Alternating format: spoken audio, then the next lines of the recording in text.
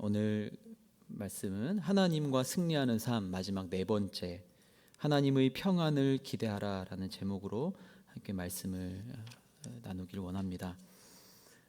제가 어린 시절에 아버지로부터 이 전쟁 이야기, 실감나는 전쟁 이야기를 많이는 아니지만 아주 고통스러운 이야기이기 때문에 종종 들었던 그 기억이 납니다. 한번 이야기를 시작하시면 밤새 이야기하셨던 어린 시절이 생각나는데요. 베트남 전쟁에 참전하셔서 아주 격전지에 투입이 되셔서 팔에는 가벼운 총상도 있으시고 죽음을 사선을 넘어서 살아 돌아오셨어요. 어린 시절에 아버지께서 전쟁의 그 참상을 지금은 이제 시간이 좀 지나서 많이 희석이 되고 이제 연세가 많이 드셔서 좀 나아졌지만 제가 어렸을 때만 해도 그 전쟁의 기억, 아마 지금으로 심리학적 용어, 의학적 용어로 하면 외상 후 스트레스가 아니었나라는 생각이 들어요. 문득 이렇게 산지를 보면서 눈물 짓기도 하셨고요. 그 전쟁의 참상을 떠올리면 막 불안 증세를 막 보이기도 하셨었어요. 그렇다고 뭐 일상에 큰 지장이 있거나 그러진 않아서 참 저희가 아버지를 위해서 기도하고 했던 어린 시절의 기억이 있습니다. 전쟁의 얘기를 하시면서 늘 그런 말씀하셨어요. 늘 결론은 다시는 이 땅에 전쟁이 있어서는 안 된다. 그런데 그것이 전쟁이 끝이 아니라 지금도 전쟁은 이어지고 있어요. 그 말씀하시면서 굉장히 고통스러워하셨던 기억이 납니다. 젊은 나이에 파병이 돼서 언제 끝날지도 모르는 그 싸움을 어느 전투를 며칠까지 그 작전을 해야 되는지도 모른 채 그냥 명령에 따라서 싸워야 되는 그 시간, 이 격전지에서 이 총알이 난무하는 이 격전지에서 나는 살아서 돌아갈 수 있을까? 옆에서 피 흘리면서 죽어가는 전사하는 전우를 보면서 두려움이 엄습해 올 때도 그 두려움을 느낄 수조차 없는 그런 긴박한 전장에서 그 자유를 수호해야 된다라는 그때 그 가치 하나로 청춘을 바쳤던, 내가 그렇게 내 목숨을 바쳤노라라고 말씀하시면서 눈물 짓는 모습이 선합니다. 오늘 우리 삶에도 그런 우리가 피 흘림의 전투가 있지는 않지만 우리의 영적인 상황은 어쩌면 그거보다 더 혹독한 현실 속에, 또 때로는 영적인 전쟁터 속에 살아가고 있는 것 같습니다.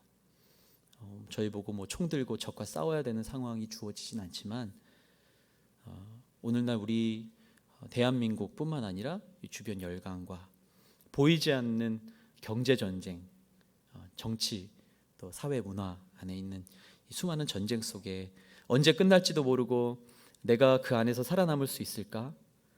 참 막막할 때도 참 많습니다. 그런데 사탄은 거기다 더 기름을 붓죠. 야, 그것을 위해서 너희들이 기도한다고 무슨 변화가 있니? 기도한다고 되니? 기도하면 무슨 떡이 나오니 밥이 나오니? 야, 그 시간에 다른 방법 더 찾아봐. 그리고 가서 더 연구해봐. 그리고 차라리 안 되면 로또라도 사. 이렇게 사탄은 그 방식으로 계속 우리를 종용하고 우리의 그런 막막하고 끝나지 않는 영적 전쟁에 오히려 사탄은 기름을 붓고 있는 거죠. 여러분은 어떤 전쟁터에서 살아가고 계신가요? 그 목회자도 전쟁터에서 살아가고 있는 거예요.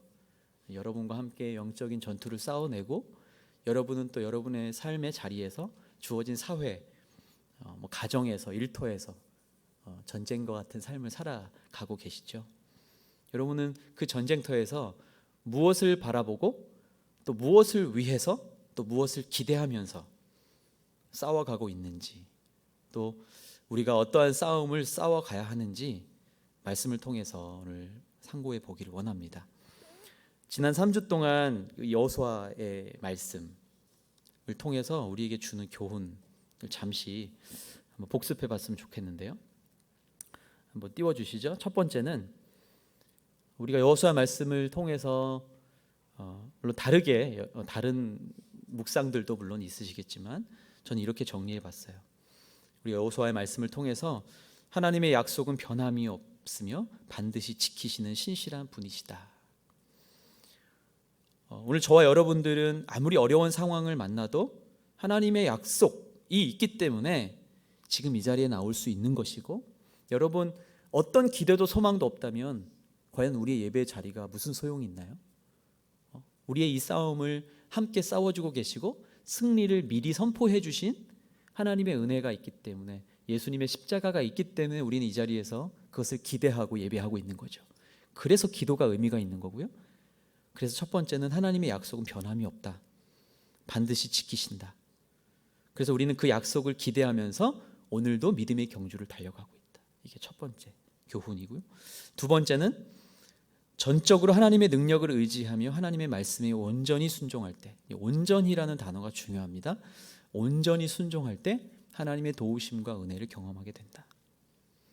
우리가 하나님을 입으로 부르고 기도하고 예배드리고 찬양도 하고 평화로다 하늘 위에서 내려오네 찬양하였지만, 진짜 그것이 내 삶에 경험되지 못하는 이유는 나의 자아가 그 말씀의 능력 앞서 있기 때문에, 내 자아가 여전히 살아있어서 내 생각과 내 지식과 내 힘을 먼저 의지하려 하기 때문에, 하나님 능력을 우리가 무시하거나 그러지 않아요. 찬양하고 말씀 듣고 알아요. 머릿속으로도 압니다. 하나님, 내 생각과 내 의지를 내려놓고 주님 따라가고 싶습니다. 기도하지만 여전히 내 자아가 앞서 있어서 내 생각과 내 지식과 내 힘을 의지하려 하기 때문에 사탄이 그걸 이용해서 그 사이를 파고들어서 우리를 넘어지게 하는 거죠. 온전한 순종, 이 전적인 그 의지는 그만큼 힘들고 고통이 따르는 게 당연하죠. 근데 그렇게 온전히 드리는 순종이 있을 때 우리가 성령의 역사를 보게 된다라는 것입니다. 세 번째 교훈, 우리가 하나님의 은혜를 받아 구원받게 된 것은 가장 큰 축복이자 기적이다. 왜냐하면 여호수아에서의 이 정복 전쟁을 이렇게 쭉 말씀을 읽다 보면 하나님께서 사악한 자들의 멸망, 그 이전에 무슨 출애굽기 역사를 봐도 그렇고요, 사악한 자들의 멸망을, 하나님이 멸망을 시키시는 이유를 가만히 보면 하나님께서 그들의 마음을 강팍하게 했다라는 표현이 많이 나옵니다. 보세요. 하나님이 그들의 행위에 대해서 물론 심판하시는 부분도 많이 있지만요, 하나님이 사악한 자들의 멸망을 두시는 이유는 하나님께서 그들의 마음을 강팍하게 해서 하나님의 은혜를 입지 못하게 하셨기 때문이다. 여러분, 되게 중요한 부분이에요. 왜냐하면 이게 우리의 은혜의 원리를 우리도 오해하고 있는 경우가 많기 때문에 그래요. 여러분, 어떻게 은혜 받으셨나요? 어떻게 예수 믿으셨나요? 예수 믿어서요. 예수는 어떻게 믿게 되셨나요? 하나님, 보이지도 않는 하나님 우리가 믿게 되는 그 놀라운 기적, 하나님께서 우리 마음에 감동해 주시고 성령이 우리 마음을 조명해 주셔서 그런 거죠. 지난번에는 말씀드렸지만 우리가 우리에게 주시는 마음을 가지고 우리의 마음의 문을, 빗장을 열었기 때문에 예수님이 우리 마음속에 들어와 주셨다는 거예요. 내가 뭔가를 갈구해서 내가 어떤 도에 이르는 길을 잘 걸어서 주신 게 아니라, 우리가 하나님의 은혜를 받아서 구원받게 된 것은 축복이자 기적이라는 사실을 우리가 간과할 때가 참 많다라는 거예요. 우리 여호수아서를 첫 번째 주, 두 번째 주, 세 번째 주 이렇게 묵상하면서 우리 김상수 목사님 말씀, 우리 김성홍 목사님 말씀 통해서 우리가 들었지만, 하나님께서 이스라엘 백성들에게 이 가나안 땅을 허락하시고 요단을 건너서 이제 그 가나안 땅, 요단의 서편과 동편을 다 정복하고 그 땅을 차지하도록 하신 그 약속은 이스라엘 백성의 어떠함이 아니었다라는 게 핵심이에요. 하나님의 역사를 이루어가는 이스라엘 백성을 향한 하나님의 약속, 그 약속을 지키기 위한 하나님의 역사, 성령의 역사였다라는 것이죠. 오늘은 이제 그 정복 전쟁의 마지막 부분이에요. 성도들이 네 번째 교훈, 이게 오늘 말씀의 큰 주제라고도 할 수 있는데요. 성도들이 누리게 될 진정한 평화와 안식은 세상의 악과 싸워 승리할 때 하나님으로부터 주어진다라는 것입니다. 우리가 누리게 될 진정한 평화와 안식은 내가 열심히 기도하고 또 열심히 예배드리고 봉사하고 구제해서 그거를 쟁취하는 방식의 그런 평화와 안식이 아니라, 분명히 여러분 보셔야 돼요. 오늘 이 출애굽기로부터 시작돼서 이 출애굽의 역사, 그리고 여호수아서에까지 이르는 모세의 오경과 이 여호수아서까지 이 역사서를 쭉 보면 분명히 악과 대항해 싸우며 그 약속을 이루어가기 위한 여정 속에 하나님이 임하신 것을 말씀에 기록하고 계신 거예요. 어떤 행위의 결과로 주어지는 것이 아니라 우리에게 주어지는 진짜 평화와 안식은 세상의 악에서 맞서 싸워서 진리를 추구해 나아갈 때 주어지는 그러한 평화, 그러한 안식과 만족, 그것은 하나님으로부터 주어진다라는 사실이라는 거예요. 그래서 우리가 죽기까지 무릎 꿇지 않고 믿음의 경주를 싸워 나가야 될 이유가 바로 오늘 말씀의 주제입니다. 말씀의 제목이 하나님의 평안을 기대하라예요. 여러분은 예수 믿고 우리가 기도하고 열심히 간구하는 것의 목적과 이유가 어디 있나요? 무엇을 바라면서 여러분 신앙생활을, 교회 나오는 거 힘들거든요. 제가 저번에 좀 우스운 말로 제가 아버지 어머니께 그렇게 반항했던 적도 있어요. 교회 다니기 힘들다고. 뭘 이렇게, 난 이제 중학생 고등학생밖에 안 됐는데 교회 가면 귀한 우리 장로님 권사님 아들이라고 이거 해라 저거 해라, 성가대 해라 교사해라. 대학교 갔더니 이제 막 봉고차 운전해라. 싫은 거예요. 나는 그 은혜를 아직, 그 은혜와 사랑을 제 마음속에 다 담지 못했는데, 그러니까 이 믿음이 하나님으로부터 주어지는 그 은혜와 사랑이라는 그 사실이 아직 진짜 내 마음속에 믿어지지 않는 거였죠. 하나님을 진짜 인격적으로 만나기 전에는 저도 그 약속, 반드시 지키시는 신실한 분이라는 이 명제가 사실 마음에 잘 와닿지 않았던 것 같아요. 오늘 이스라엘 민족이 하나님의 명령대로 요단강을 건너서 매 순간순간 하나님이 살아계신 것이 증명되면서 여리고성 무너뜨리고 또 아이성을 정복하고, 중간에 지난번 말씀드렸던 것처럼 기브온 민족에게 속아 넘어가서 위기를 맞이하기도 했죠. 그러나 하나님의 약속을 이루어가기 위해서 그것까지도 이용하시고 살피시면서, 또 이전에 말씀 10장 말씀이죠. 앞에 10장 말씀 보면 태양과 달도 막 멈추시기까지 하시면서 하나님의 역사를 이루어 가십니다. 그래서 적들의 마음을 움직여서 역사를 행해 가십니다. 가만 보면 진짜 어떻게 보면 이스라엘 민족, 이스라엘 군대는 한계 없는 것 같아요. 아무리 읽어도 야 이건 말도 안 되는 싸움이고, 야 이거 뭐 이 사람들은 뭐 했어? 이렇게 답할 수밖에 없는 상황들을 계속해서 하나님을 보여주고 계세요. 여러분, 참된 그 평안이 무엇인가요? 여러분 마음 지금 평안하신가요? 평화로우신가요? 이 평화라는 말은요, 구약에서는 여러분 잘 알다시피 샬롬이라는 단어로 나와요. 그리고 신약에는요 에이레네라는 헬라어 단어로 나옵니다. 이 원래의 이 단어의 원래 첫 번째 의미는요, 안전하다 그리고 온전하다라는 뜻이에요. 그러니까 완벽하다라는 뜻이에요. 한글 성경에는 뭐 화평, 평안, 뭐 평화, 이렇게 세 가지 단어로 번역이 됩니다. 그리고 신약에 보면 꼭 이 단어가 그 서신서에서 안부 인사에 꼭 등장해요. 앞뒤로. 이 평화가 뭘까? 여러분에게 평화가 있기를 바랍니다. 바울이 인사하잖아요. 이 평화가 뭘까? 여러 가지 의미가 있죠. 적으로부터의 공격에서 안전한 것, 첫 번째, 그렇죠? 그리고 행복함, 건강함, 또 마음의 고요함, 그리고 더 중요한 의미는 메시아가 오시면 우리 백성들에게, 우리에게 있게 될 축복의 그 상태, 이 모든 것을 포함하는 말입니다. 좀 정리해 보면 이 평화라는 것은 하나님 안에서 누리게 되는 행복의 상태. 이게 뭐 정답의 이 정의가 제일 중요한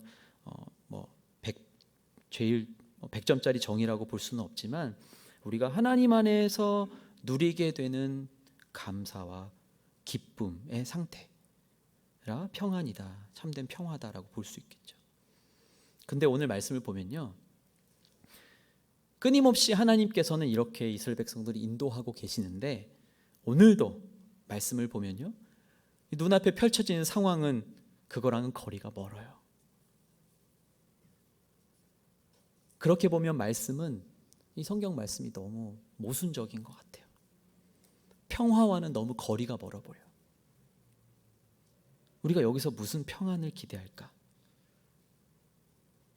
분명 하나님의 약속임을 믿고 여기까지 왔지만 전쟁을 통해서 한 사람도 죽지 않지는 않았을 거 아니에요. 때로는 고통스러운 순간들, 또 목숨을 잃게 되는 좀 안타까운 그런 일들도 있었을 거고, 하나님 약속을 믿고 분명히 여기까지 와 있지만 여전히 상황은 평화와는 요원해 보이는 거예요. 우리가 이 상황에 여러분 처해 있지 않기 때문에 여러분 느낌이 잘 안 오실 거예요. 저도 잘 안 와요. 근데 제가 다 옮길 수는 없지만 저희 아버지께서 그 전장의 상황을 사진도 이렇게 몇 장 보여주시면서 이야기를 해주실 때는, 정말 그 생명의 위협이 이 목전까지 왔을 때, 이 사람의 심리가 어떨까?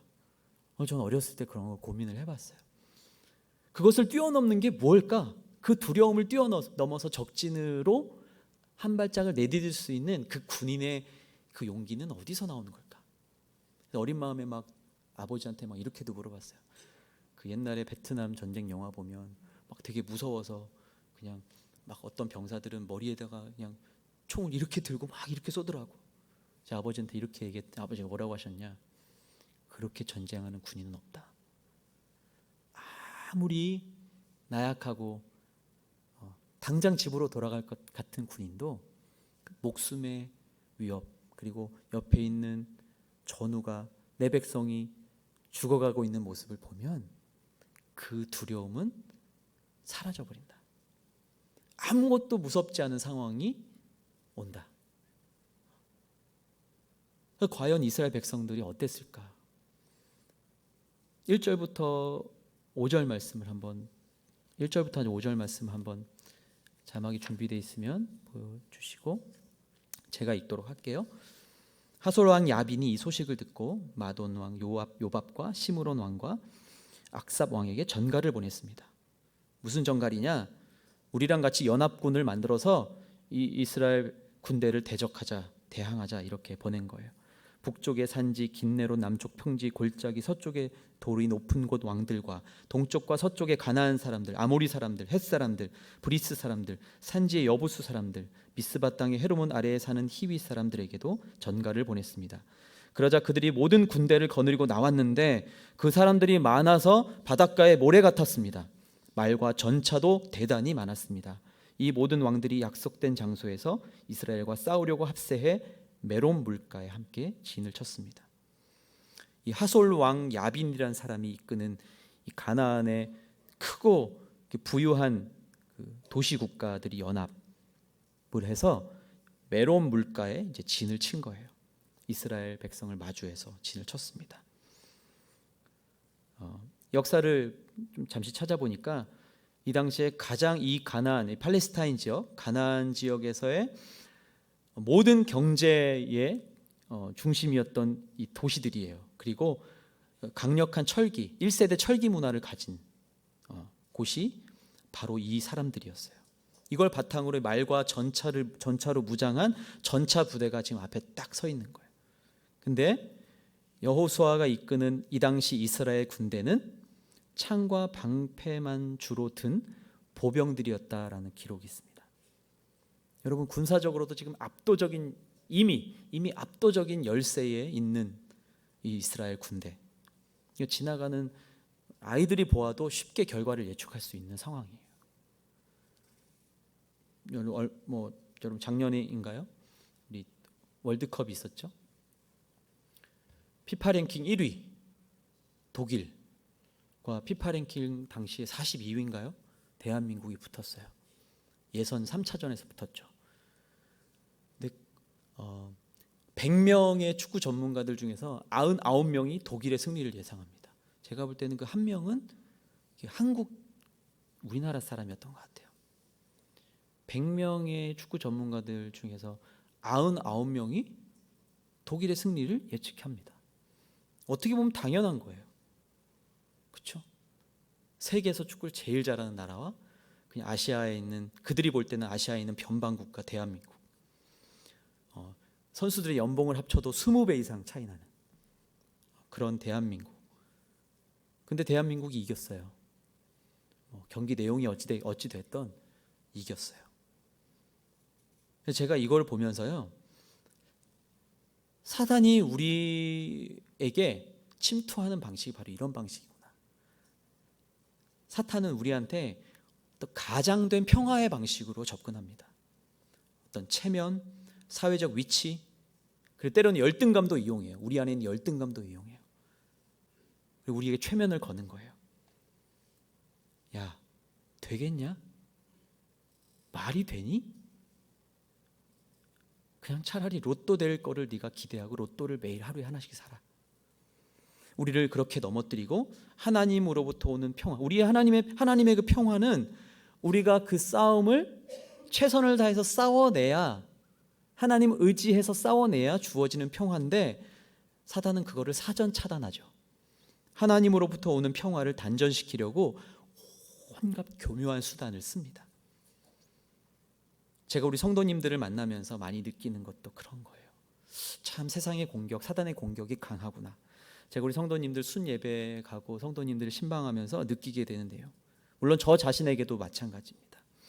겉으로 볼 때는 크게 어려움이 없어 보여요. 우리 성도님들 이렇게 볼 때, 겉으로 볼 때는 우리나라가 그만 또 잘 살게 됐잖아요. 3만 불 시대가 됐고, 겉으로 볼 때는 크게 우리가 삶을 살아가는데 어려움은 없어 보여요. 넉넉하고 때로는 여유까지 있어 보여요. 그런데 진짜 우리 성도님들이 세상에서 살아가는 이야기를 듣고 기도의 제목을 나누면요, 막 어떨 땐 가슴이 미어져요. 막 다시 운전하고 다시 집으로 돌아오는 길에 어떨 때는 울컥울컥합니다. 한 번도 생각해 본 적도 없는, 가장 늘 평안하고 늘 행복해 보였던 성도님, 그러나 그 기도 제목을 나누고 그 아픔을 나눌 때는, 삶 속에 이런 아픔과 이런 상처들이 있었구나, 이런 연약함이 있었구나. 때로는 교회 안에서 받는 상처 때문에 눈물 흘리고 또 깊은 신앙의 슬럼프를 겪고 있는 분들도 만나게 돼요. 근데 주일날 교회에서 만나면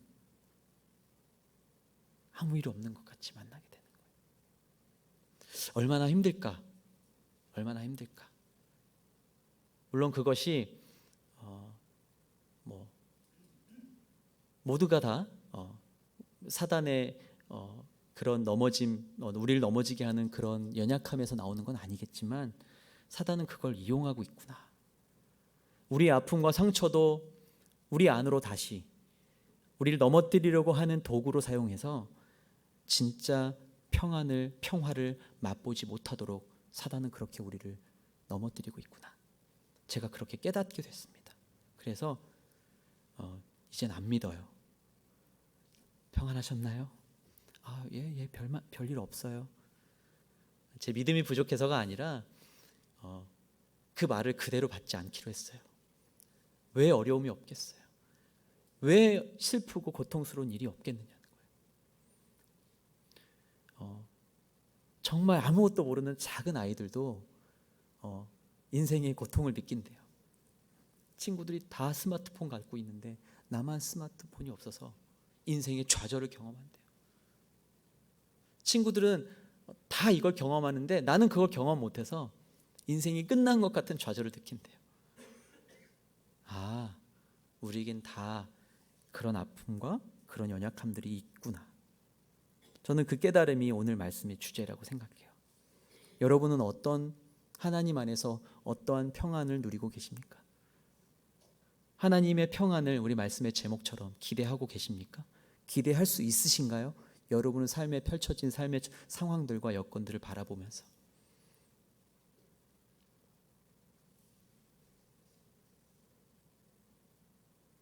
승리의 비결, 이들이 승리할 수 있었던 비결은 하나님을 온전히 의지하고 하나님의 명령에 온전히 순종하는 것이었다라는 사실을 여러분 기억할 수 있게 되기를 바랍니다.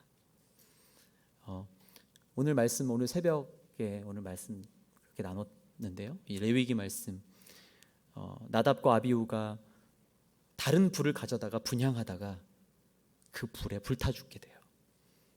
근데 그 바로 전에는 어떤 일이 있었느냐? 모든 백성들을 위해서 하나님 앞에 제사를 드리고 제단에서 제물들 태워 올리고, 그리고 나서 성막으로 들어와서 이 제사장이 하나님 앞에 다시 분향하려 할 때 제단에서 불을 가지고 와야 되는데 다른 불을 가져왔다, 이렇게 성경이 기록해요. 여기서 다른이라는 단어가 온전함의 반대 단어예요. 허용되지 않은, 불법이라는 뜻이에요. 오늘 온전한, 하나님을 온전히 의지하다, 온전히 순종하다라는 단어가요, 바로 그 단어의 반대 단어예요. 그럼 뭘까요? 하나님이 명령하신 것, 하나님이 기뻐하는 방법, 그것을 우리가 선택하는 것이 하나님을 온전히 의지하는 것이고 하나님의 명령에 온전히 순종하는 것이구나 라는 사실이에요. 같은 불이죠. 하나님께서 내리시는 불이에요. 근데 두 가지 불은 전혀 달랐어요. 하나는 하나님께서 내리셔서 우리의 제사를 흠양하시는 불이었고, 하나는 사람을 살라버리는 불이 되어 버린 거예요. 모든 제의를 할 때 제단에서 불을 가져와야 되는데 그냥 힘드니까 얼른 장작불 뗀 거예요. 금방 붙으니까. 또 멀리 안 가도 되니까. 귀찮게 뭘 거기까지 가. 굳이 그 방법을 뭐하러 선택해. 그냥 편하게 이렇게 하지. 그게 아까 처음에 말했던 우리의 생각과 우리의 의가, 내 자아가 앞서갈 때 범하게 되는 큰 죄라는 거예요. 우리는 그것이 이 은혜의 시대에 살고 있기 때문에 갑자기 우리 머리 위에 번개가 떨어지지 않아서, 우리 발 앞에 불덩어리가 떨어지지 않아서 우리가 잘 모르고 지나갈 때가 얼마나 많은지 모르겠습니다. 저에게도 비추는 말씀이기도 해요. 제가 오늘도 이 말씀을 들고 올라오면서도 참 매일 그래야 하는데 참 두렵다. 하나님 앞에서는 나도 참 부끄럽다. 이런 마음을 가지고 올라옵니다. 내가 정말 하나님을 온전히 의지하고 이 말씀에 하나님께서 기름 부으심이 있기를 내가 정말 철저하게 그렇게 기도하며 이 말씀을 준비하는가? 아니면 그냥 한번 해치우기 위해서 하는 것인가? 그것이 저에게는 전쟁이에요. 여러분에게는 어떤 전쟁이 있으세요? 저는 그게 전쟁이에요. 그게 제 앞에 있는 말과 전차예요. 너무 힘든, 너무 일평생 그것을 해야 된다는 것이 때로는 무겁기도 해요. 그러나 하나님께서 내게 주신 명령이라면 하나님을 온전히 의지하고 하나님의 명령에 온전히 순종하는 것이 그것이기 때문에, 제 자리에서 그것이 저의 전쟁이고 저의 싸움이기 때문에 그 싸움을 기꺼이 싸우겠습니다 고백하는 것이죠. 여러분에게 주어진, 여러분 앞에 있는 싸움은 어떠한 말과 전차가 여러분 앞에 있습니까? 신앙의 성숙이라는 건요, 하나님을 얼마나 완벽하게 의지하느냐에 달려 있다. 저는 이렇게 생각합니다. 시간도 아니고요, 직분도 아니고요, 내가 섬기는 자리도 아니고요, 뭐 내가 그냥 자발적으로 했다 그러는 내 의도 아니고요, 하나님을 얼마나 완벽하게 의지하느냐가 유일한 신앙의 척도인 것 같아요. 하나님의 위로와 격려를 받고 하나님의 인도하심을 받을 때 우리 안에는 자신감과 여유와 용기가 생기게 된다라고 믿습니다. 이스라엘 백성들도 똑같이 우리도 대칭 전력을 갖자 그래가지고 막 말을 열심히 키우고 막 병거를 막 제작하고 그렇게 했다면 전쟁에서 이길 수 있었을까요? 말 모이 주다가 병거에 바퀴 만들다가 벌써 쳐들어와서 끝났을 거예요. 말과 병거를 의지했다면 세상에 눈을 뜨고서는 철저하게 비교 우위에 있는 그 연합군의 전차 부대를 절대 정상적인 멘탈로는 바라볼 수가 없었을 거예요. 하나님을 의지하고 하나님 말씀을 의지해서 여호와께서 모세를 통해서 그 말씀하신 그 약속, 그 말씀만 의지하고 나아갔기 때문에 용기 있게 나갈 수 있었을 것이죠.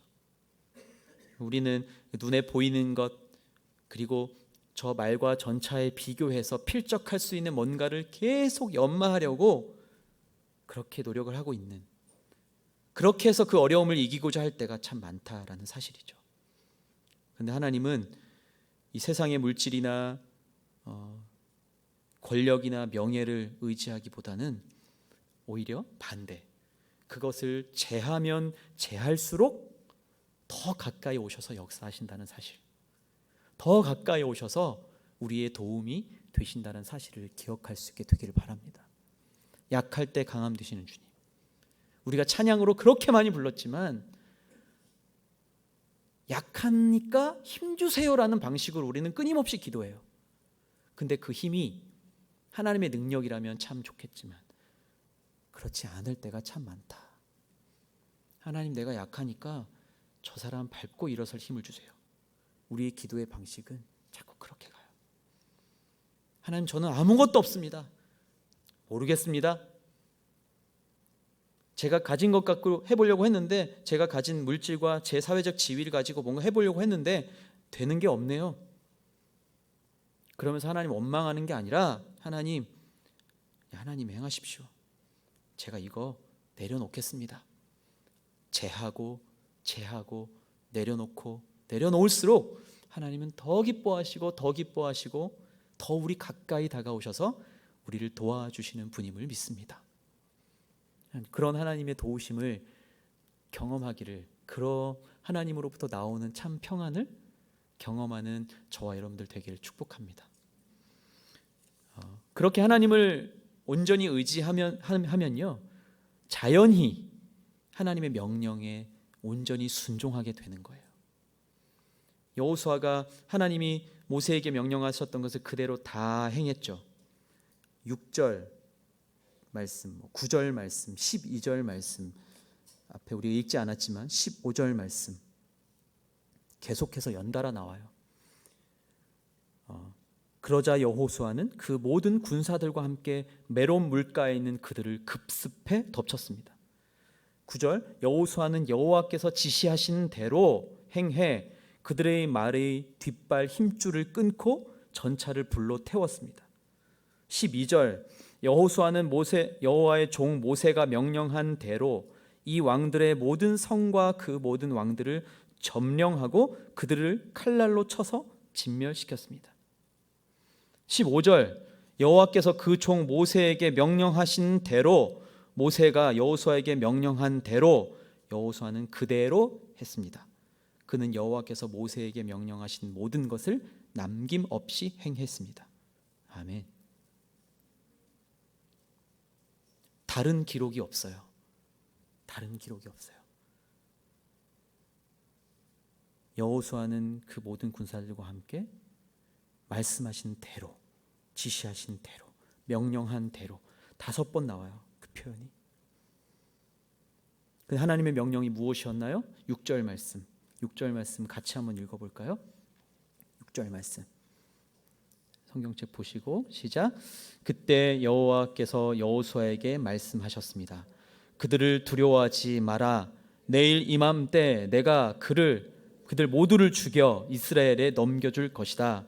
너는 그들의 말 뒷발의 힘줄을 끊고 전차를 불로 태워라. 적진에 들어가서 그 말의 이 뒤에 힘줄을 끊으래요. 그리고 전차를 불태우래요. 이게 가당키나 한 일입니까? 봐도 두렵고, 야, 저거 답이 안 나오네. 근데 여호수아는요, 그냥 군사들을 데리고 그냥 가요. 쳐들어가요. 급습해 덮쳤습니다. 그리고 시키는 대로 합니다. 말의 힘줄을 끊고 전차에다가 불을 던져요. 어떤 일이 일어났습니까? 모든 것들이 하나님께서 그 생명들을 모두 다 넘겨주시고 그들을 다 사로잡아 그 모든 왕들을 사로잡아 그들을 쳐 죽였다. 17절에 기록되어 있어요. 강력한 경제력과 이 말과 전차로 무장되어 있는 이 군대를, 연합군을, 이 여호수아의 이 군대가 하나님의 명령대로 행했더니 승리하게 됐다라는 기사가 오늘 말씀의 기사입니다. 좀 더 넓은 의미로 살펴보면요, 하나님의 이 참된 평화, 샬롬은 하나님과의 바른 관계 속에 있을 때 주어지는 것이다. 하나님과 화목해 있을 때 가능한 것이다. 여러분, 이 용기가 어디서 나오는 건가요? 이 미친 용기가 어디서 나오는 건가요? 세상 사람들이 볼 때 정상 멘탈이 아닌 거예요. 야, 오늘 밤에 쳐들어 가자. 어찌 보면 세상의 방법대로라면 매우 무식한 일이 될 수 있어요. 근데 이 이스라엘 군대는, 이 여호수아는 늘 하나님과의 관계 속에서 하나님과의 친밀함 속에 있었기 때문에, 아니야, 하나님은 우리가 이 명령대로 적진에 들어가서 말의 힘줄을 끊는 순간 하나님 역사하실 거야 라는 믿음이 있었던 거예요. 말도 안 되죠. 아마 이 병사들 중에도 조금은 의심하는 병사도 있지 않았을까요? 장군, 그랬다가는 저희가 다 죽을지도 모릅니다. 아마 그런 기록들, 만약에 그 기록이 있었다면 전 충분히 더 공감됐을 것 같아요. 이사야 32장 17절에 이렇게 기록됩니다. 정의는 평화를 열매 맺어서 영원히 평화롭고 안전하게 만들 것이다. 여기서 말하는 이 정의가 하나님의 바로 그 의라는 거예요. 하나님의 의. 하나님과 내가 바른 관계 안에 있는 것, 그것이 하나님의 의예요. 다시 말해서 하나님의 그 의가 없다면 우리가 아무리 잘 준비되어 있는 군대가 되어도요, 절대 승리할 수 없다. 정의는 평화를 열매 맺는다. 이사야 선지자의 예언, 고백이에요. 우리가 하나님과의 바른 관계 안에 있어야 참된 승리, 참된 평화가 있다는 말입니다. 하나님의 공의를 지키고 명령에 순종할 때 그것이 성경이 말하는, 우리 말씀이 말하고 있는 참된 평화가 임한다라는 거예요. 근데 여러분, 놀라운 사실이요, 우리는 이미 우리에게 그 의가 되신 하나님께서 예수 그리스도를 보내셔서 그 평화를 우리에게 이미 허락하셨다라는 놀라운 사실이 우리에게 주어졌다는 사실이에요. 이미 주어졌는데 우리가 밀어내고 있는 것밖에 안 되는 거예요. 여러분, 어떤 말과 전차가 여러분 앞에 있으십니까?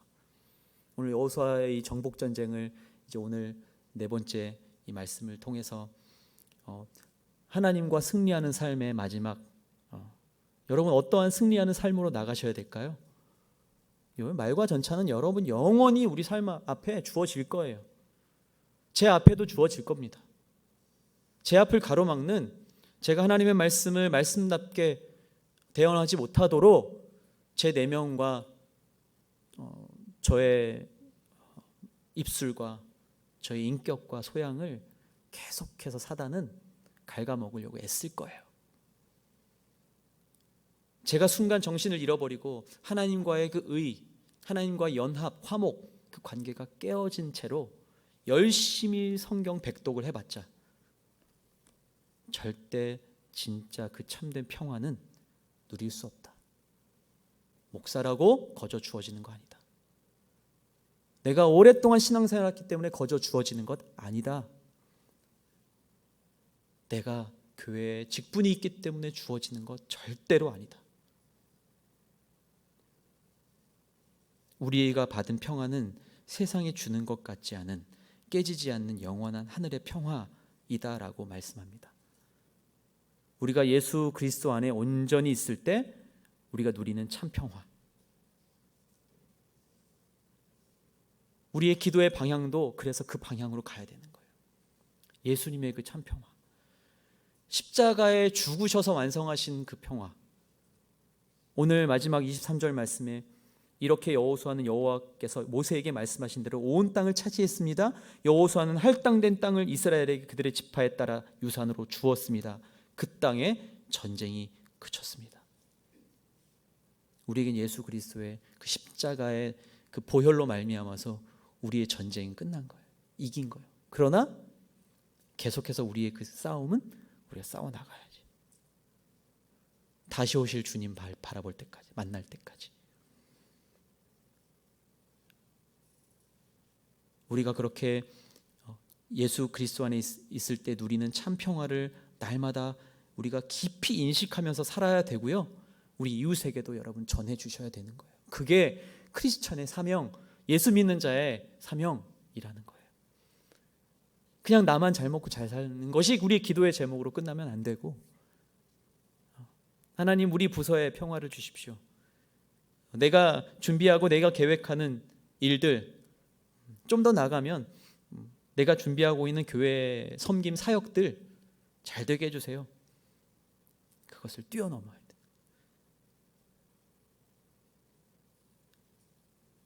우리가 디모데후서 4장 6절 7절 말씀 같이 한번 읽어봤으면 좋겠는데요.